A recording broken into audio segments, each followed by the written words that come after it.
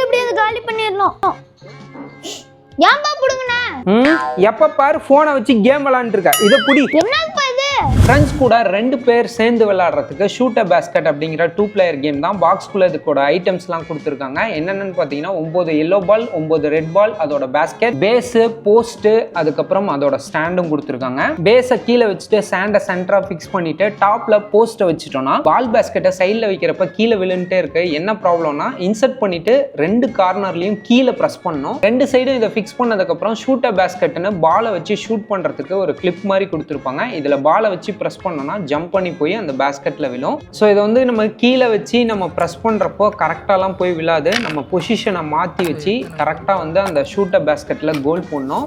So இதில் நானும் try பண்ணிட்டு இருந்தேன். பிரணேஷும் வந்து பார்த்தீங்கன்னா அந்த பக்கம் இருந்து ரெட் பாலை வச்சு ட்ரை பண்ணிட்டு இருந்தான். ஸோ அவன் வந்து கோல் வந்து ஃபாஸ்ட்டாகவே பிக்கப் பண்ணிட்டான். கடைசியாக ஃபுல் கோலையும் போட்டு முடிச்சிட்டான். 2 பேர் சேர்ந்து விளையாட ஒரு சூப்பரான ஒரு கேம். இதோட ப்ராடக்ட் லிங்கை வியூ ப்ராடக்ட்டில் டேக் பண்ணியிருக்கேன், செக் பண்ணிக்கோங்க.